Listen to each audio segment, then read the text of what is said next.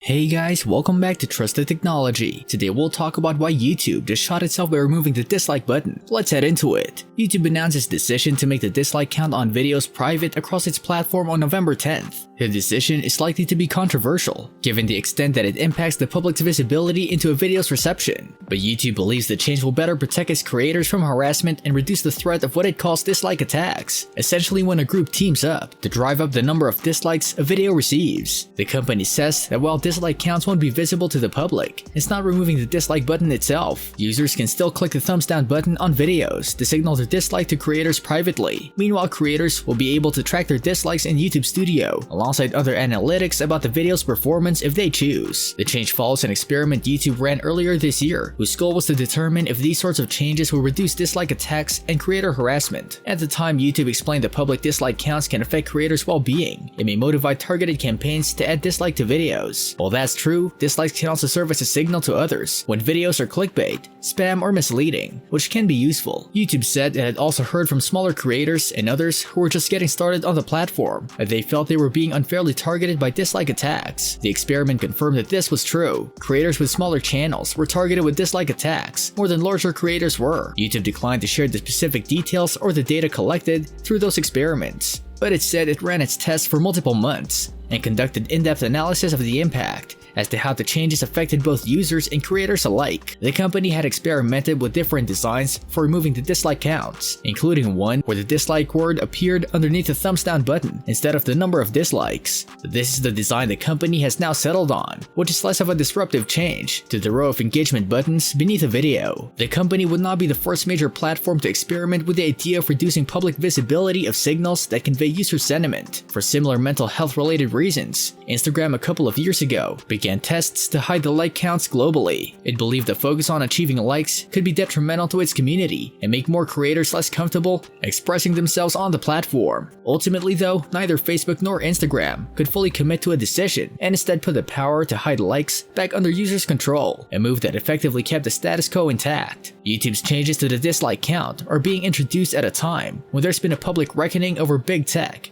and its impact on mental health, specifically when it comes to minors. Companies have been rethinking how their systems are designed to target and influence their user base, as well as what sort of changes they can make ahead of coming regulations. In a number of markets, lawmakers have been dragging in tech execs to hearings, YouTube included, and are crafting legislation aimed at reining in some of the tech's more problematic elements. Mental health is only one area of regulatory interest though, along with ad targeting, privacy, algorithmic boosting of misinformation, and more. In YouTube's case, the company has attempted to get ahead of some of the required changes by implementing increased protections and privacy features for users aged 13 to 17, while also decreasing the monetization potential for unhealthy kids content. But the larger shift in the market is also pushing companies to consider the other areas of the platform that are potentially toxic to broad groups of people. That said, YouTube told TechCrunch today's removal of the dislike count is not being guided by any regulatory changes, but rather its support for creators. We are proactively making this change because YouTube has a responsibility to protect creators, especially smaller creators, from harassment and dislike attacks, a spokesperson said. The company, of course, is also rolling this out when the battle for creator talent is becoming hugely competitive among tech giants. Today's social platforms are establishing funds to retain their top creators amid increased competition,